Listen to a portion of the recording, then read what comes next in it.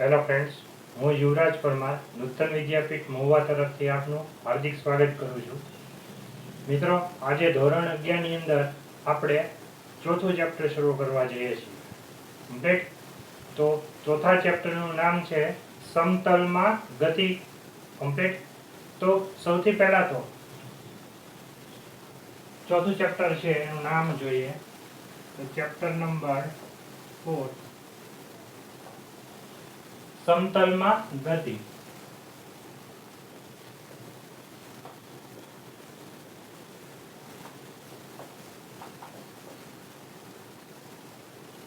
ઇંગ્લિશમાં એને કહેવાય motion in a plane. Complete. તો મિત્રો, ગતિ એટલે શું પહેલા તો આપણે એ સમજીએ કે કોઈ પણ પદાર્થ છે એ ગતિમાં છે તેવું ક્યારે કહેવાય. તો મિત્રો, જ્યારે કોઈ પદાર્થ સમય સાથે પોતાના સ્થાનમાં શું કરતો હોય, ફેરફાર કરતો હોય, ત્યારે તે પદાર્થ છે ગતિમાં છે તેવું કહેવાય. ફરી એકવાર, કોઈ પણ પદાર્થ છે ગતિમાં છે એવું ક્યારે કહેવાય? તો જ્યારે કોઈ પદાર્થ છે એ સમય સાથે પોતાના સ્થાનમાં શું કરતો હોય, ફેરફાર કરતો હોય, તો તે પદાર્થ છે ગતિ કરે છે એવું કહેવાય. કમ્પ્લીટ. હવે ગતિના ઘણા બધા પ્રકાર છે, પણ હાલમાં અત્યારે હું બે જ પ્રકારની ગતિની ચર્ચા કરીશ. બાકીની ગતિની ચર્ચા આપણે જેમ જેમ ધોરણ 11 ની અંદર આગળ જતા જઈશું તેમ તેમ કરશું, પણ હાલમાં બેની જરૂરિયાત હોવાથી હું એની ચર્ચા કરું છું. તો સમતલમાં ગતિ અને સુરેખ પથ પર ગતિ. કમ્પ્લીટ. તો સુરેખ પથ પર ગતિ એ આપણા ત્રીજું ચેપ્ટરનું નામ છે, સુરેખ પથ પર ગતિ. અને ચોથા ચેપ્ટરનું નામ છે સમતલમાં ગતિ. તો સુરેખ પથ પર ગતિ એટલે શું? તો જ્યારે કોઈ પદાર્થ છે એ કોઈ એક જ અક્ષને અનુલક્ષીને ગતિ કરતો હોય, એટલે કે કાં તો એક્સ અક્ષ પર ગતિ કરતો હોય, કાં તો વાય અક્ષ પર ગતિ કરતો હોય, કાં તો ઝેડ અક્ષ પર ગતિ કરતો હોય, તો ત્રણમાંથી કોઈ એક જ અક્ષ પર ગતિ કરતો હોય તો એ પદાર્થ છે એ સુરેખ પથ પર ગતિ કરે છે તેવું કહેવાય. અથવા તો એને ઇંગ્લિશમાં રેક્ટિલિનિયર મોશન કરે છે એવું કહેવાય. કમ્પ્લીટ. તો આપણે પહેલા તો જોઈએ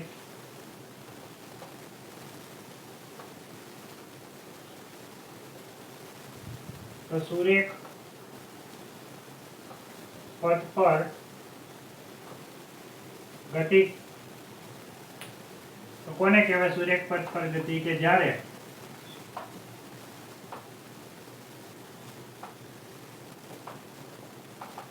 કોઈ પદાર્થ માત્ર એક જ અક્ષને અનુલક્ષીને ગતિ કરતો હોય, એક જ અક્ષ ને અનુલક્ષીને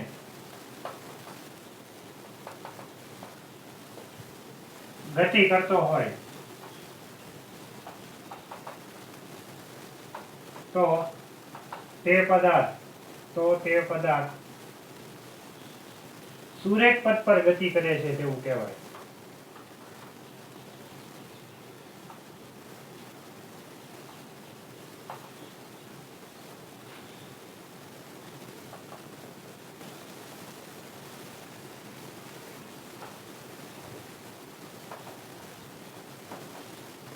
કમ્પ્લીટ. તો આ કોઈ પદાર્થ છે સુરેખ પથ પર ગતિ કરતો હોય તો આ રીતનું જે શરત છે એ લાગુ પડે છે. હવે દાખલા તરીકે આપણે સમજીએ કે આ એક્સ અક્ષ છે. ધારો કે આ એક્સ અક્ષ છે એનું ઉદ્ગમ બિંદુ છે, ઉગમ બિંદુ આપણે જે કહીએ છીએ એ અહીંયા આગળ છે. રેડી? હવે અહીંયા આગળ ધન મૂલ્ય હશે એના 1, 2, 3, 4. આ છે એ ધન એક્સ દિશા છે અને આ બાજુ છે એ ઋણ એક્સ દિશા છે. તો આ બાજુ એના મૂલ્ય છે કેવા હશે? -1, -2, -3 આ પ્રકારના મૂલ્ય હશે. કમ્પ્લીટ. તો જ્યારે કોઈ પદાર્થ છે એ સુરેખ પથ પર ગતિ કરતો હોય ત્યારે એની ગતિને કાં તો ધન અને કાં તો ઋણની મદદથી બહુ આરામથી સમજાવી શકાય છે. કમ્પ્લીટ. ધારો કે તમને એમ કહે કે કોઈ પદાર્થ છે એ ધન એક્સ દિશામાં 4 મીટર પર સેકન્ડના વેગથી જાય છે, તો એ પદાર્થ માટે તમે આવી રીતે આરામથી લખી શકો v બરાબર +4 મીટર પર સેકન્ડ. આવી રીતે લખી શકો. કમ્પ્લીટ. હવે તમને એમ કહે છે કે કોઈ પદાર્થ છે એ ઋણ x દિશામાં ગતિ કરે છે એવું કહેતા હોય તો તમને અહીંયા લખવું પડે કે v બરાબર અહીંયા શું લખવું પડે -4 મીટર પર સેકન્ડ. કમ્પ્લીટ. તો આ રીતના છે એ તમે લખી શકો છો, અથવા તો આના કરતા વધારે આપણે જોઈએ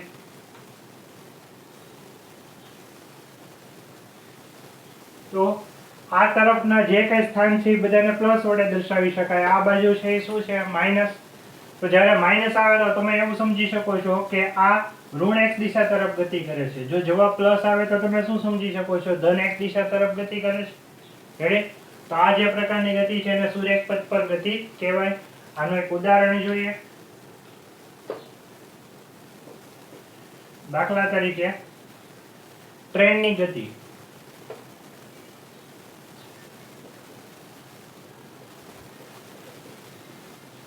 ટ્રેનની ગતિ છે એ કેવી ગતિ ગણી શકાય? સુરેખ પથ પર ગતિ. કારણ કે ટ્રેન છે કોઈ એક જ ડાયરેક્શનમાં જતી હોય ને. હવે ધારો કે ટ્રેન છે એ આ ડાયરેક્શનમાં જાય આ, તો આપણે એને શું સમજવાનું છે? પોઝિટિવ. કમ્પ્લીટ. તો એના વેલ્યુ છે પ્લસ આવશે, અને જો કદાચ આ તરફ જાય તો આપણે એવું સમજી શકીએ છીએ કે કઈ દિશામાં ગતિ કરે છે? ઋણ x દિશામાં. તો એને આપણે શું સમજી શકીએ? નેગેટિવ. તો જ્યારે કોઈ પદાર્થ એક જ અક્ષને અનુલક્ષીને ગતિ કરતો હોય તો ધન અને ઋણ વડે આપણે એની દિશા છે એ બહુ ઇઝીલી સમજી શકીએ એવું છે. કમ્પ્લીટ. તો આ એના ઉદાહરણ થઈ ગયા. હવે આપણે વાત કરીએ સમતલમાં ગતિ, જે આપણું ચેપ્ટર છે જેની વિશે આપણે ભણવાના છીએ આ ચેપ્ટરમાં એ. તો એ જોઈએ સમતલમાં ગતિ.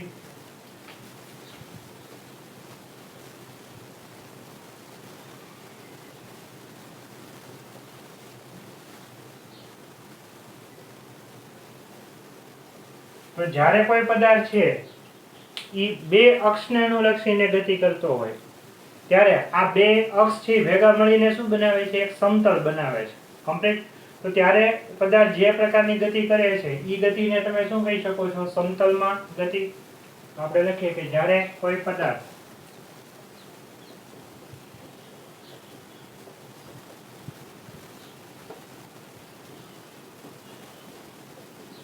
બે અક્ષને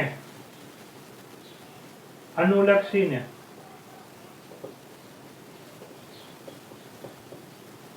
ગતિ કરતો હોય, જ્યારે કોઈ પદાર્થ બે અક્ષને અનુલક્ષીને ગતિ કરતો હોય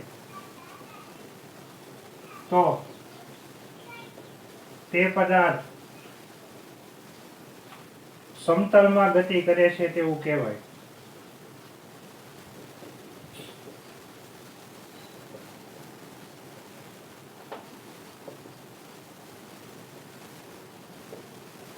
કમ્પ્લીટ. સમજીએ ઉદાહરણની મદદથી.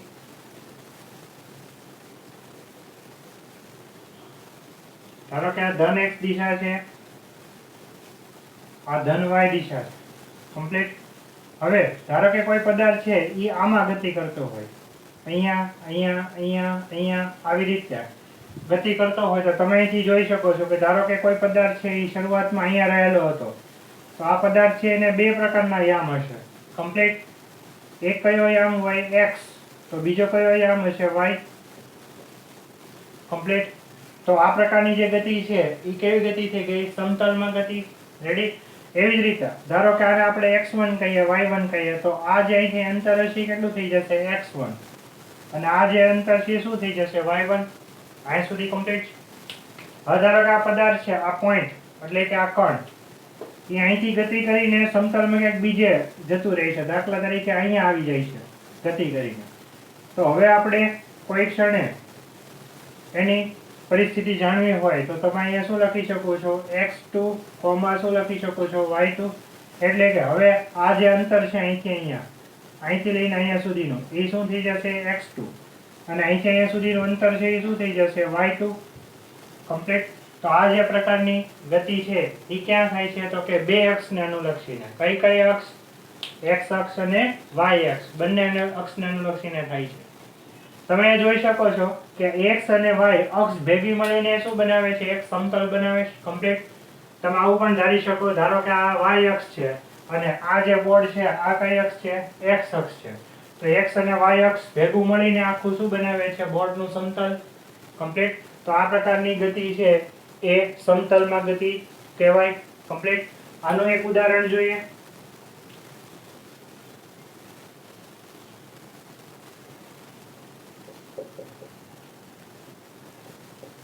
દાખલા તરીકે કેરમની કુકરીની ગતિ. કેરમ તો જોયું હશે ને, બરાબર? એ કેવું હોય છે? આમ સમતલ હોય છે. કમ્પ્લીટ. તો એની અંદર જે કેરમની કુકરી જે ગતિ કરતી હોય છે, ઈ જે ગતિ થઈ, ઈ કેવી ગતિ થઈ ગઈ? સમતલમાં ગતિ. ઓકે. હવે અત્યારે સમતલમાં એટલે ખરેખર આપણે બે અક્ષને અનુલક્ષીને વાત કરીએ, એટલે હું આને દ્વિપરિમાણિક ગતિ પણ કહી શકાય. શું કહી શકાય? દ્વિ એટલે કે બે અક્ષને અનુલક્ષીને થાય છે, એટલે હું કહી શકું દ્વિપરિમાણિક ગતિ. તો દ્વિપરિમાણિક ગતિ એટલે જ શું થઈ જશે? સમતલમાં ગતિ. કમ્પ્લીટ. તો અહીંયા સુધી સમજાણું? ઓકે. હવે જો તો અહીંયા તમે ઈઝીલી આ બાજુ ધન ને આ બાજુ ઋણ એવું ઈઝીલી લઈ જતા હતા, પણ અહીંયા આગળ એવું નહીં થઈ શકે. કમ્પ્લીટ. ધારો કે કોઈ કણ છે ઈ અહીંયા રહેલો હોય, અહીંયા, તો તમે અહીંથી જોઈ શકો છો કે એનો x યામથી કેવો આવશે? માઇનસ આવશે, પણ એનો y યામથી કેવો આવશે? પ્લસ આવશે. કમ્પ્લીટ. તો આ બધી પરિસ્થિતિ હોય છે. એની માટે આપણે સમતલમાં કોઈ રાશિ છે ને દર્શાવવા માટે સદિશની જરૂર પડે છે. શેની જરૂર પડે છે? સદિશનું. તો હવે પછીના ટોપિકની અંદર સદિશ શું છે એની વિશે આપણે સમજીએ. કમ્પ્લીટ. તો આટલું ક્લિયર થઈ ગયું હશે. આ પોઝ કરીને લખી લેજો. ઓકે. હવે આગળ નેક્સ્ટ જોઈએ ટોપિક નંબર 4.2. ટોપિકનું નામ છે અદિશ અને સદિશ. રેડી? ઓકે.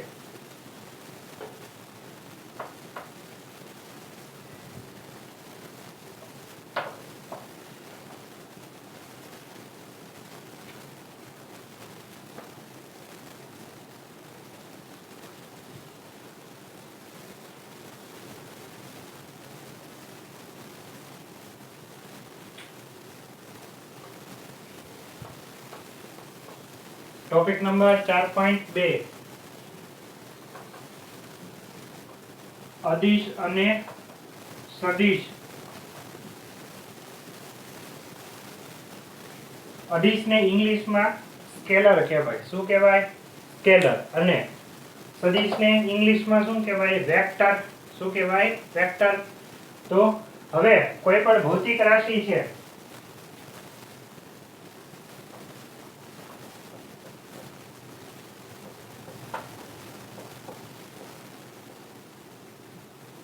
કોઈ ભૌતિક રાશિ છે એના તમે મુખ્ય બે પ્રકાર પાડી શકો છો.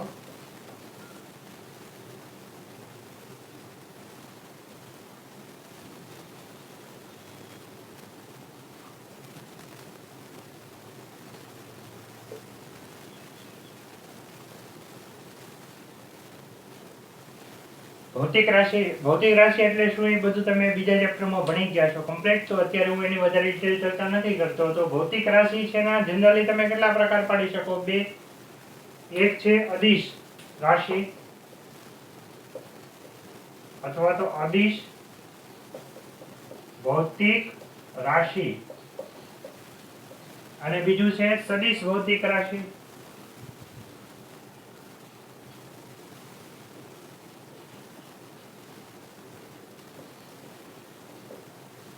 તો અહીંથી આપણે બેના ડિફરન્સ ને આ બધું વસ્તુ છે એ સમજતા જઈએ. કમ્પ્લીટ. તો આપણે સમજીએ કે અદિશ ભૌતિક રાશિ કોને કહેવાય? તો જે ભૌતિક રાશિને દર્શાવવા માટે અથવા તો જે ભૌતિક રાશિના વર્ણન માટે ફક્ત ને ફક્ત તે ભૌતિક રાશિના મૂલ્યની જ જરૂર હોય. શેની જરૂર હોય? ફક્ત મૂલ્યની જ જરૂર હોય, દિશાની જરૂર ન હોય. એવી જે ભૌતિક રાશિ છે એને આપણે શું કહીશું? અદિશ ભૌતિક રાશિ. કમ્પ્લીટ. લખીએ જે ભૌતિક રાશિને દર્શાવવા માટે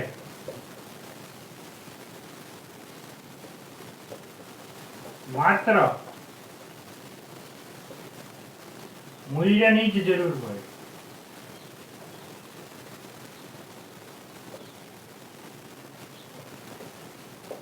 તેને આપણે કેવી ભૌતિક રાશિ કહીશું? અદિશ ભૌતિક રાશિ. કમ્પ્લીટ.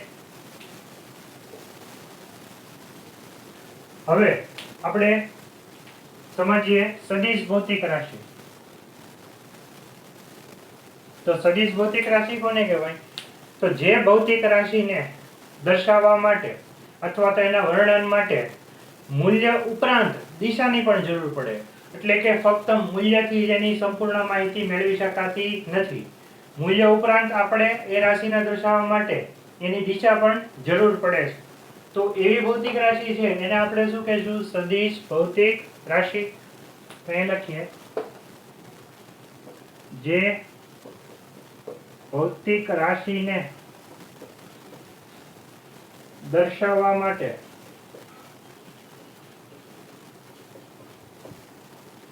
મૂલ્ય ઉપરાંત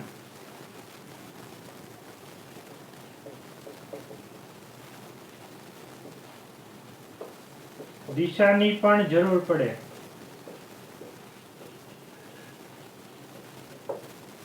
તેવી ભૌતિક રાશિને આપણે શું કહીશું? સદિશ ભૌતિક રાશિ.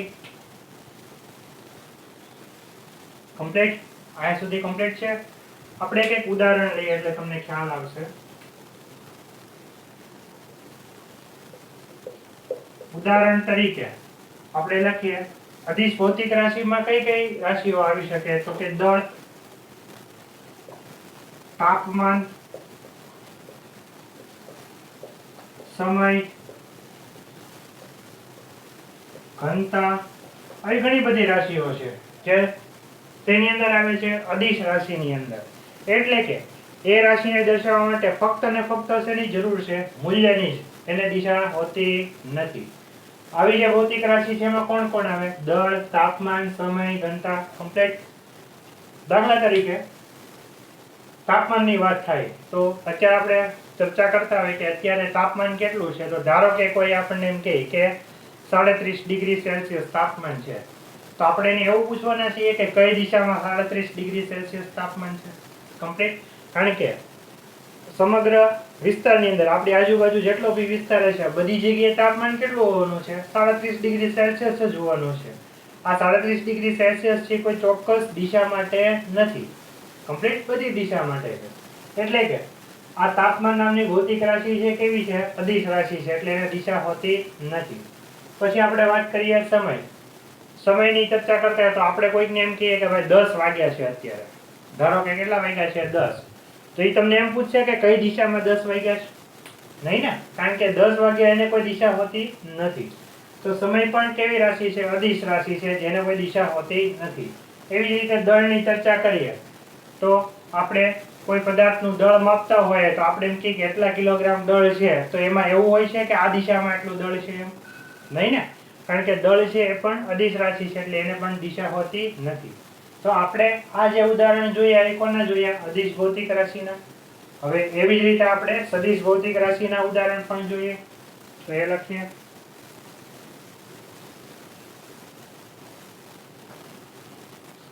અહીંયા જે ઉદાહરણ લખું છું એ શેના છે? સદિશ ભૌતિક રાશિના. તો એમાં પહેલા આવશે સ્થાનાંતર, પછી આવશે વેગ, પછી પ્રવેગ, બળ. આવી ઘણી બધી રાશિઓ છે. કમ્પ્લીટ. પણ હું અત્યારે ફક્ત એવા ઉદાહરણ લખું છું કે જે રાશિઓ વિશે તમને થોડો ઘણી સમજ છે, થોડો ઘણો ખ્યાલ છે. એવી ભૌતિક રાશિઓ અત્યારે હું અહીંયા ઉદાહરણ તરીકે લખું છું. બાકી તો ઘણી બધી રાશિઓ હજી અદિશમાં પણ છે અને સદિશમાં પણ છે. પણ જેમ જેમ આપણે ફિઝિક્સમાં આગળ વધતા જશું તેમ એમ એ ભૌતિક રાશિ વિશે આપણે માહિતી છે મેળવતા જશું. હાલ પૂરતું એટલું રાખીએ. કમ્પ્લીટ. હવે વાત કરીએ વેગ. તો વેગ છે એને મૂલ્ય ઉપરાંત શેની જરૂર પડે છે? દિશાની જરૂર પડે છે. કમ્પ્લીટ. દાખલા તરીકે પવન આવતો હોય તો આપણે એમ કહીએ કે પવન છે એટલા વેગથી ફૂંકાય છે.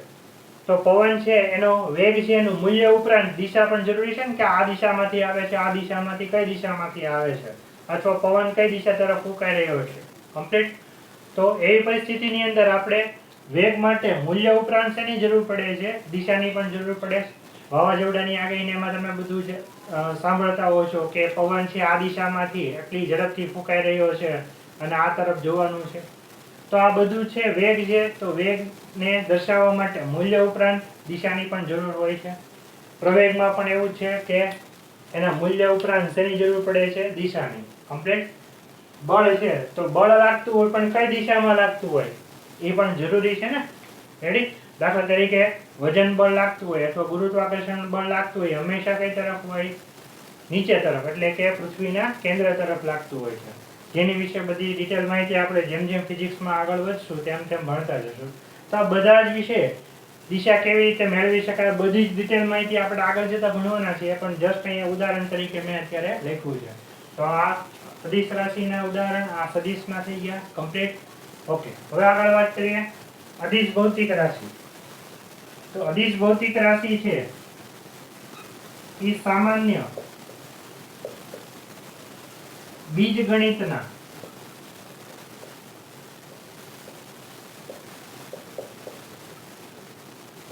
નિયમોનું પાલન કરે છે.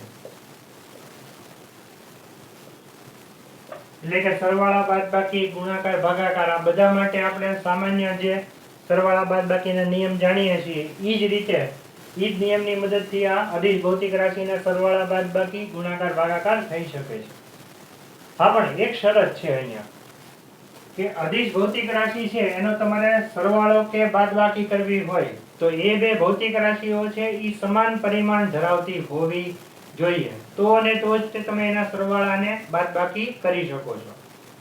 જ્યારે તેના ગુણાકાર અને ભાગાકાર માટે આવો કોઈ નિયમ નથી. એટલે કે બે ભૌતિક રાશિના પરિમાણ ભલે અલગ અલગ હોય છતાંય તે એ અદિશ ભૌતિક રાશિનો ગુણાકાર અને ભાગાકાર શક્ય છે. પણ જો તમારે અદિશ રાશિઓનો શું કરવો હોય સરવાળો કે બાદબાકી તો એની માટે નિયમ શું છે કે બે રાશિઓ છે એના પરિમાણ છે કેવા હોવા જોઈએ? સમાન હોવા જોઈએ. એક ઉદાહરણથી સમજાવું તમને. દાખલા તરીકે કોઈ એક પદાર્થનું દળ છે એ m1 બરાબર 5 કિલોગ્રામ છે, બીજા પદાર્થનું દળ m2 બરાબર 10 કિલોગ્રામ છે. તો આ બે પદાર્થનું ટોટલ દળ m બરાબર કેટલું થાય? તો કે m1 પ્લસ m2 ને. એટલે આ બેનો સરવાળો કરશું તો કેટલા મળશે? 15 કિલોગ્રામ. રેડી છે? સમજાણું? તો આ બેનો ડાયરેક્ટલી આપણે જે રીતે સરવાળો કરીએ છીએ એવી રીતે કરી શકાનું ને. રેડી? હવે સમજીએ કે m1 બરાબર આ કમ્પ્લીટ છે ને. રેડી? સમજાઈ ગયું? હવે આગળ હાલીએ. ધારો કે m1 બરાબર 5 કિલોગ્રામ છે અને m2 m2 ની જગ્યાએ અહીંયા હું લઉં છું સમય t2 લઉં છું અથવા તો સમય t લો અને m બરાબર 5 કિલોગ્રામ લો અને સમય t બરાબર 15 સેકન્ડ લો. તો હવે આ બેનો સરવાળો શક્ય છે મિત્રો? નહીં ને, કારણ કે આ તો શું છે? દળ. એનું પરિમાણ કંઈક અલગ છે અને આ સમય એનું પરિમાણ કંઈક શું છે? અલગ છે. બેના પારિમાણિક સૂત્ર અલગ છે. તો આ બેનો સરવાળો કરી શકાય નહીં. જો તો આ દળ પણ કેવી રાશિ છે? અદિશ જ છે. સમય પણ કેવી રાશિ છે? અદિશ જ છે. છતાંય તે બેનો સરવાળો કરી શકાતો નથી કારણ કે તેના પરિમાણ કેવા છે? અલગ અલગ છે. કમ્પ્લીટ. સમજાણું? રેડી? તો યાદ રાખો કે અદિશોના સરવાળા અને બાદબાકી સામાન્ય બીજગણિતના નિયમ મુજબ જ થઈ શકે છે. શરત માત્ર એટલી છે કે સરવાળા બાદબાકી માટે ઈ બે ભૌતિક રાશિઓના પરિમાણ એટલે કે પારિમાણિક સૂત્ર કેવા હોવા જોઈએ? સમાન હોવા જોઈએ. તો જ અને તો જ એનો સરવાળો કે બાદબાકી થઈ શકે છે. જ્યારે ગુણાકાર કે ભાગાકાર માટે આવા સમાન પરિમાણનો કોઈ નિયમ છે નહીં. એ પરિમાણ સમાન ન હોય તો પણ ગુણાકાર ને ભાગાકાર તો થશે જ તે. રેડી? ઓકે, હવે આ બાજુ જોઈએ.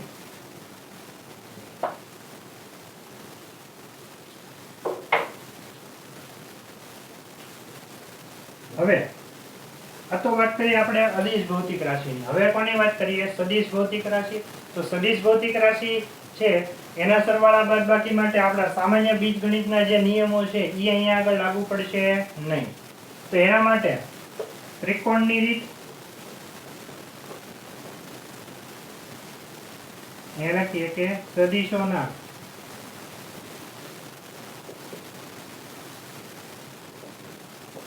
સરવાળા કે બાદબાકી માટે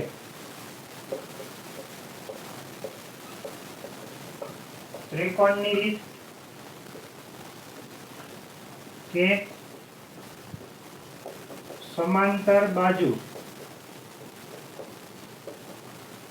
ચતુષ્કોણની રીતનો ઉપયોગ થાય છે। તો યાદ રાખો મિત્રો, સદિશોના સરવાળા કે બાદબાકી કરવા માટે સામાન્ય બીજગણિતના નિયમનો ઉપયોગ થતો નથી, એટલે કે 3 ને 2 5 એ જે નિયમનો ઉપયોગ છે એવો અહીંયા ડાયરેક્ટલી થશે નહીં। તો એના માટે શું કરવું પડે, તો કે ત્રિકોણની રીત અથવા સમાંતર બાજુ ચતુષ્કોણની રીત જે છે એની મદદથી આપણે બે સદિશ રાશિઓ છે એના સરવાળા કે બાદબાકી છે એ કરી શકીએ છીએ। હવે તમને વિચાર આવે કે આ ત્રિકોણની રીત ને સમાંતર બાજુ ચતુષ્કોણની રીત શું છે અને એનો કેવી રીતે સરવાળો બાદબાકી કરી શકાય, એ બધી જ માહિતી આપણે નેક્સ્ટ ટોપિકો જેમ જેમ આગળ વધતા જાય છે તેમ તેમ એક એક ડિટેલ માહિતી છે જોતા જઈએ છીએ। કમ્પ્લીટ હું બધું શીખવાડીશ, ત્રિકોણની રીત શું છે, સમાંતર બાજુ ચતુષ્કોણની રીત શું છે, બધું જ આપણે ડિટેલમાં સમજશું। અત્યારે હું બેના ડિફરન્સ તરીકે લખું છું, તો આ રીતના લખી શકાય છે। રેડી? તો આ શું થઈ ગયું, અદિશ અને સદિશ ભૌતિક રાશિઓ છે એનો ડિફરન્સ, એટલે કે કઈ રીતના બે અલગ પડે છે એ મુદ્દાઓ આપણે અહીંયા આગળ જોયા। કમ્પ્લીટ। હવે અદિશ સદિશ ભૌતિક રાશિ છે એને દર્શાવવા માટે કોઈ ઘાટા અક્ષર કરવામાં આવે છે। શું કરવામાં આવે છે? ઘાટા અક્ષર। દાખલા તરીકે મારે અહીંયા વેગની સંજ્ઞા લખવી હોય, વેગની સંજ્ઞા આમ v છે, સ્મોલ v, ખ્યાલ છે ને? રેડી? તો એ મારે દર્શાવવું હોય ને તો આ v છે ને એ મારે કેવું કરવું પડે, આમ ઘાટું કરવું પડે, ઘાટા અક્ષર કરવો પડે।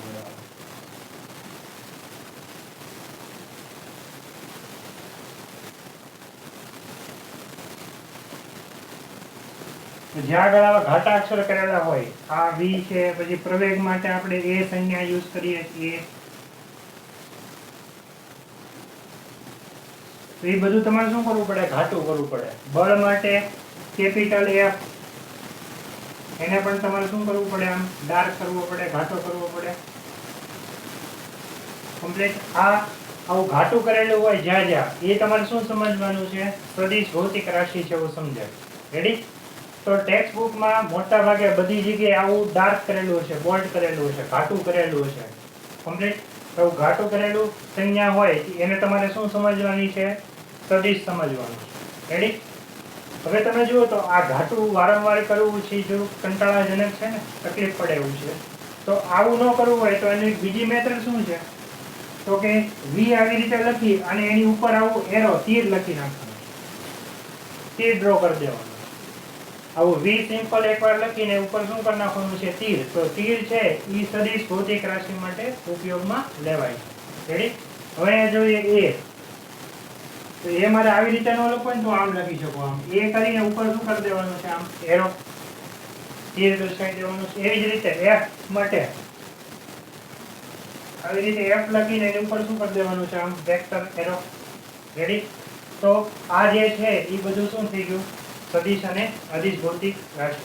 આમાં તો સિમ્પલ જ છે, જે રીતના હોય એ જ રીતે લખવાનું છે, આમાં કઈ અલગ છે નહીં। દાખલા તરીકે આપણે લખતા હોય કે ભૌતિક રાશિ એટલે દળ, તો એમ જ લખવાનું, ટી આમ જ લખવાનું, એ તો એ રીતે જેમ છે એમ જ। રેડી? એમાં કઈ ડાર્ક ને એવું કરવાનું રહેતું નથી। રેડી છે? ઓકે। હવે આપણે આમાં એક અલગ સબ ટોપિક આપેલું છે, ટોપિક નંબર 4.2.1 કરીને આપેલું છે, તો એ જોઈએ। આ સ્ક્રીનશોટ લઈ લેજો અથવા તો પોઝ કરીને લખી નાખજો। રેડી? ઓકે।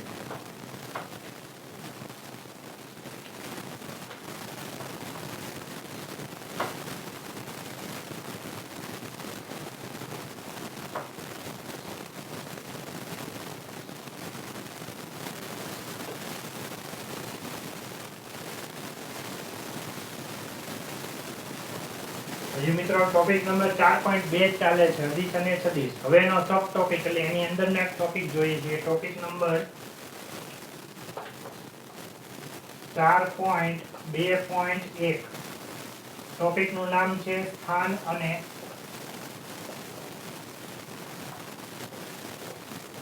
સ્થાનાંતર સદિશ। સ્થાન અને સ્થાનાંતર સદિશ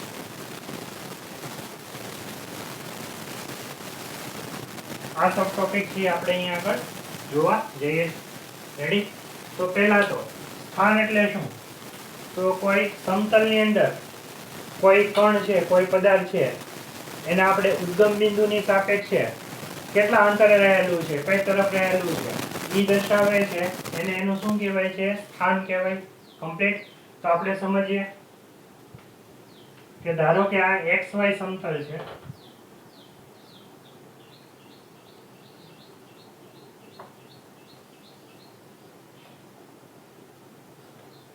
હવે સ્થાન અને બધું માપવા માટે આપણે કોઈ સંદર્ભ બિંદુની જરૂર પડે છે.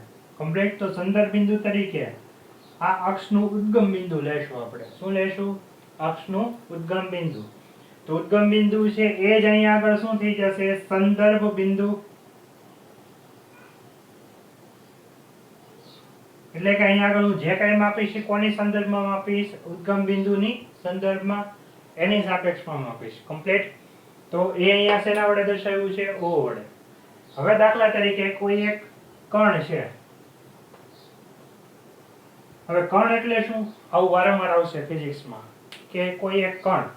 તો કણ એટલે દળ ધરાવતો બિંદુવત પદાર્થ. દળ ધરાવતો બિંદુવત પદાર્થ એટલે કે આ કણ છે એ એવું પદાર્થ છે કે જેનું પરિમાણ ખૂબ જ કેવું છે? સૂક્ષ્મ છે.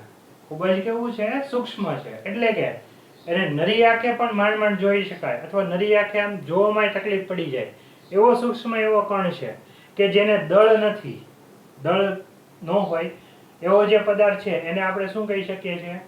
સોરી, જેને સૂક્ષ્મ દળ હોય એવો જે કણ પદાર્થ છે એને આપણે શું કહી શકીએ છીએ? કણ. તો સીધી લાઈનમાં કહું તો કણ એટલે દળ ધરાવતો બિંદુવત પદાર્થ કે જેનું દળ ખૂબ જ કેવું છે? સૂક્ષ્મ છે. એવો નાનો અમથો જે પદાર્થ છે એને આપણે શું ગણી શકીએ છીએ? કણ ગણી શકીએ છીએ. રેડી? તો ઘણીવાર કોઈ મોટો પદાર્થ હોય એને આપણે કયા સ્વરૂપમાં લઈશું? કણના સ્વરૂપમાં લઈશું. કમ્પ્લીટ છે? ઓકે. તો હવે આપણે લઈએ કે આ કણ છે ઈ કોઈ ટી સમયે P બિંદુએ રહેલો છે. તો ટી સમયે આ કણ છે ક્યાં રહેલો છે? બિંદુ P પાસે. લ્યો આનું નામ શું આપી દો? બિંદુ P. કોઈ એક કણ રહેલો છે. રેડી? આ કયા સમયની વાત કરું છું હું? ટી સમયે. તો ટી સમયે આ બિંદુ P ને એટલે કે કણને આ ઉદ્ગમ સાથે જોડતો એક સદિશ દોરવો પડે, એક રેખા ડ્રો કરવી પડે. તો આપણે અહીંયા આ રીતે દોરીએ.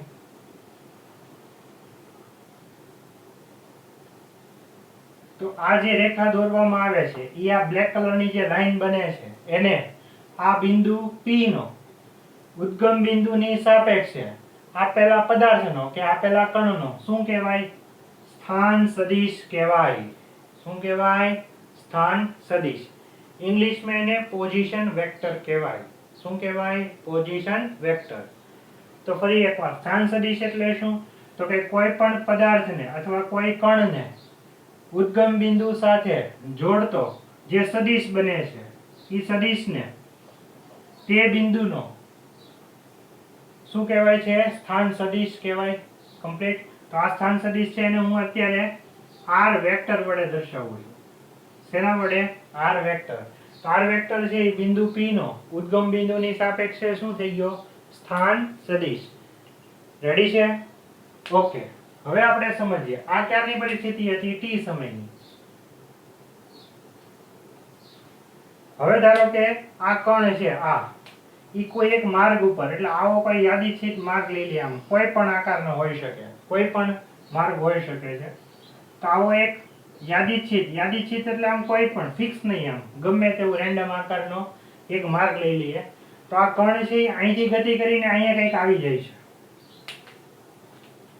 એટલે કે કણ ટી સમયે ક્યાં હતો? અહીંયા ને. તો એ ટી ડેશ સમયે કંઈક અહીંયા આવી જાય છે, અહીંયા. તો હવે આ કણ છે એનું સ્થાન છે એનું નામ શું આપી દઉં? P dash. તો અહીંયા હું લખું કે ટી ડેશ સમયે આ કણનું સ્થાન છે એ શું બની જશે? P ડેશ બની જશે. રેડી? હવે આ O અને P ને જોડતો આ જે બીજો સદિશ બને છે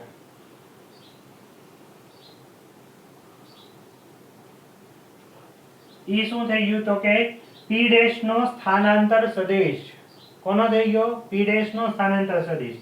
યાદ રાખો આ p નો સ્થાનાંતર સદિશ શું હતો? સોરી, સ્થાન સદિશ શું હતો? r. એવી જ રીતના આ p ડેશ નો સ્થાન સદિશ શું થઈ જશે? અહીંયા r ડેશ વેક્ટર. શું થઈ જશે? r dash vector. તો અહીંથી સમજો આ r વેક્ટર છે એ કોનો સ્થાન સદિશ છે? p નો. કયા સમયે? t સમય. એવી જ રીતના અહીંયા હું લખી નાખું r ડેશ વેક્ટર ઈ કોનો સ્થાન સદિશ છે? p ડેશ નો. કયા સમયે? તો કે t ડેશ સમયે. કયા સમયે? t ડેશ સમયે. રેડી? હવે આ કણ છે પેલા અહીંયા હતો ને, પછી અહીંથી આ રેડ કલરના માર્ગે ગતિ કરીને અહીંયા આવ્યો ને. રેડી? તો આ કણ છે એના પ્રારંભિક સ્થાન અને અંતિમ સ્થાનને જોડતો એક સદિશ બને છે. જોઈએ આ કણના પ્રારંભિક સ્થાન અને અંતિમ સ્થાનને જોડતો શું બને છે? એક સદિશ બને છે.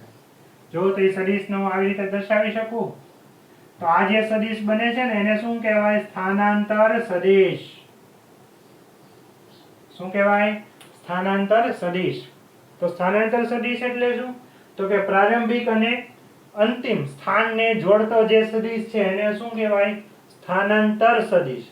અને સ્થાન સદિશ એટલે શું? તો કોઈ એક કણને ઉદ્ગમ બિંદુ સાથે જોડતો આ સદિશ છે એને જે તે કણનું શું કહેવાય?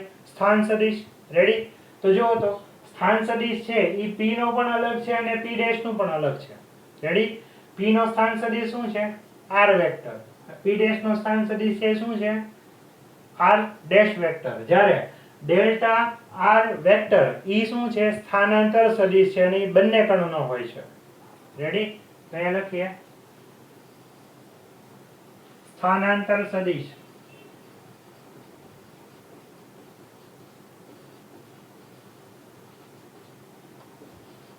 ડેલ્ટા r વેક્ટર એટલે આપણે લખવું હોય તો કઈ રીતે લખી શકાય એ સમજીએ. હવે જુઓ તો તમને ખબર છે સ્થાનાંતર એટલે શું? અંતિમ સ્થાન માઈનસ પ્રારંભિક સ્થાન. તો એ લખીએ કે અંતિમ સ્થાન સદિશ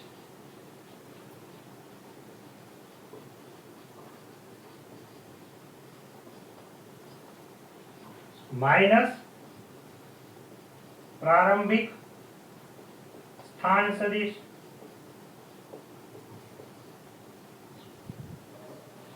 એટલે કે અંતિમ સ્થાન સદિશ માંથી હું પ્રારંભિક સ્થાન સદિશ શું કરી નાખું? બાદ કરી નાખું તો મને શું મળે છે? સ્થાનાંતર સદિશ. કમ્પ્લીટ. સ્થાનાંતર સદિશને ઇંગ્લિશમાં ડિસ્પ્લેસમેન્ટ વેક્ટર કહેવાય. શું કહેવાય? Displacement vector. તેથી ડેલ્ટા r વેક્ટર બરાબર. હવે જો તો અંતિમ સ્થાન સદિશ શું છે? તો કણ પહેલા અહીંયા હતો અને છેલ્લે અંતમાં અહીંયા સુધી પહોંચી જઈશ ને. તો હવે અંતિમ સ્થાન સદિશ એટલે શું થઈ જશે? r dash vector. તો અહીંયા લખું છું r ડેશ વેક્ટર માઈનસ પ્રારંભિક સ્થાન સદિશ એટલે પ્રારંભમાં કણ ગયા તો p બિંદુએ. તો p બિંદુનો સ્થાન સદિશ શું છે? r vector. તો અહીંયા શું લખવાનું છે? r vector. લો તો મારે શું જોતું હોય? સ્થાનાંતર સદિશ જોતો હોય તો મારે અંતિમ સ્થાન સદિશમાંથી પ્રારંભિક સ્થાન સદિશ શું કરી દેવાનો રહે છે? બાદ કરવાનો રહેશે. તો આ શેની વાત થઈ ગઈ? સ્થાનાંતર સદિશની. રેડી? હવે આ સ્થાનાંતર છે એક પ્રકારનું શું છે? અંતર જ છે. તો આનો એકમ શું થશે? મીટર. અને એનું પારિમાણિક સૂત્ર એટલે જ અંતરનું પરિમાણ એટલે કે m0 l1 t0 ઈ જ આનું પારિમાણિક સૂત્ર થઈ જશે. કોનું? સ્થાનાંતરનું. રેડી? તો આ શેની વાત કરીએ આપણે? સ્થાન સદિશ અને સ્થાનાંતર સદિશ વિશે. રેડી? હવે એક બીજો મુદ્દો આમાં આપ્યો છે એ સમજીએ આપણે. અહીંયા સુધી કમ્પ્લીટ? ઓકે.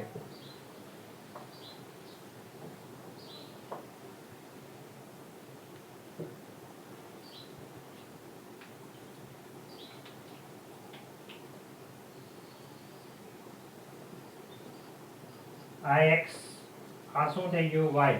હવે ધારો કે કોઈ એક કણ છે પેલા ક્યાં હતો? p બિંદુ પર. હવે p થી એને ક્યાં સુધી લઈ જવામાં આવે છે? q સુધી. કમ્પ્લીટ. તો હવે જો તો આનો જે સ્થાનાંતર સદિશ થઈ જશે ને આ રીતના થઈ જશે. પ્રારંભિક સ્થાનથી અંતિમ સ્થાન તરફનો જે સદિશ છે એને જોડતો જે સદિશ છે એને એનો શું કહેવાય? સ્થાનાંતર સદિશ કહેવાય. શું કહેવાય? સ્થાનાંતર સદિશ. હવે જો તો મિત્રો સ્થાનાંતર સદિશ છે ને ઈ કણને એટલે કે કણને આ બિંદુ P થી Q સુધી કેવી રીતે લઈ જવામાં આવે છે ને એના માર્ગ પર આધાર રાખતો નથી. ફરી એકવાર સમજો, આ P થી Q ને જોડતો આ જે સદિશ છે એ જેનો શું થઈ ગયો? સ્થાનાંતર સદિશ એટલે ડેલ્ટા આર વેક્ટર એટલે આ જ થઈ ગયું. રેડી? તો આ સ્થાનાંતર સદિશ છે ઈ કોઈ કણને P થી Q સુધી કયા માર્ગે લઈ જવામાં આવે છે એટલે કે એની પથ લંબાઈ ઉપર આધાર રાખતો નથી. દાખલા તરીકે હું આ કણ છે એને P થી પેલા આ માર્ગે આમ લઈને આમથી ને આમ લઈ જાઉં. રેડી? એટલે પેલા એને P થી ક્યાં સુધી લઈ જાઉં? A સુધી. પછી A થી ક્યાં લઈ જાઉં? B. અને B થી ક્યાં સુધી લઈ જાઉં? Q સુધી. અથવા તો હું આમ લઈ જાઉં, પેલા આમ સીધા માર્ગે લઈ જાઉં. ક્યાં? E માર્ગે. પછી E થી આ ડાયરેક્શનમાં શું લઈ જાઉં? F. અને F થી ફરી પાછું અહીંયા આવું છું. એક આ માર્ગ પણ લઈ જઈ શકાય. જો એક આ માર્ગ છે, બીજો માર્ગ આ છે. કમ્પ્લીટ. હવે ત્રીજા માર્ગ માટે જોઈએ તો હું આમ પણ લઈ જઈ શકું ને.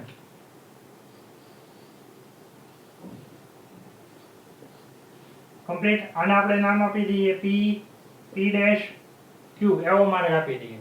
કમ્પ્લીટ. તો જો તો હું કોઈ પદાર્થ અથવા કોઈ કણ છે એને P બિંદુ થી Q બિંદુ સુધી અલગ અલગ માર્ગે લઈ જઈ શકું છું. પહેલો માર્ગ કયો થશે આપણે સમજીએ. પહેલો માર્ગ કયો થશે તો કે પહેલા P થી ક્યાં લઈ જાવ? A થી B ને B થી ક્યાં લઈ જાવ? Q. તો પહેલો માર્ગ P થી A થી B અને B થી ક્યાં થઈ જશે? Q. બીજો માર્ગ કયો થઈ જશે? તો પહેલા P થી ક્યાં લઈ જાવ? E. E થી F અને F થી ક્યાં લઈ જાવ? Q.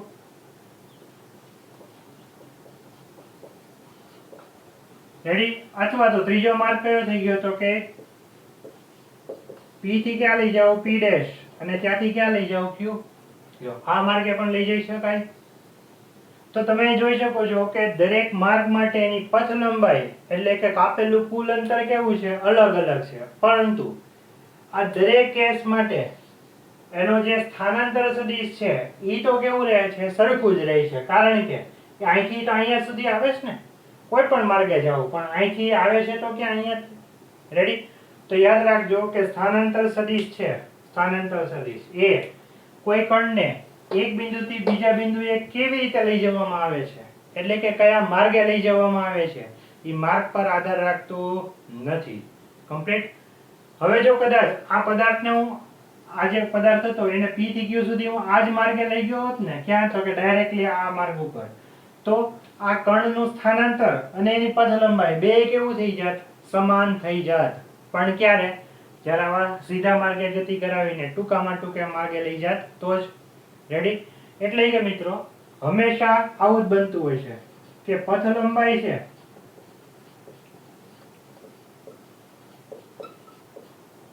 ઈ સ્થાનાંતર કરતા વધારે જ હોય અથવા તો એના જેટલું જ હોય. પણ કોઈ દિવસ તમે એવું નહીં જાણો કે પથ લંબાઈ છે સ્થાનાંતર કરતા ઓછું હોય. એવું કોઈ દિવસ નહીં બને. આવું જ બનશે. કાં તો પથ લંબાઈ છે એ સ્થાનાંતર કરતા વધારે હશે અથવા તો પથ લંબાઈ અને સ્થાનાંતર સદિશ બે સરખા હશે. સરખા ક્યારે હોય? કે જ્યારે આ કેવી ગતિ કરતો હોય? સુરેખ પથ પર ગતિ કરતો હોય. તો સુરેખ પથ પર ગતિ કરતો હોય ત્યારે અહીંયા સમાનતાનું ચિહ્ન આવું આવશે. એટલે કે બે કેવા હશે? સમાન હશે. બાકીના દરેક કિસ્સા માટે શું આવશે? પથ લંબાઈ વધારે જ હશે. કોના કરતા? તો કે સ્થાનાંતર કરતા. એટલે કે સ્થાનાંતર સદિશ કરતા. લો કમ્પ્લીટ. તો આ એક અગત્યની શરત છે જે તમારે ખાસ યાદ રાખવાની છે. કમ્પ્લીટ મિત્રો. હવે પથ લંબાઈ ને સ્થાનાંતર છે એ શું છે એ આપણે નેક્સ્ટ લેક્ચરમાં વધારે આગળ જોઈશું. રેડી? Thank you.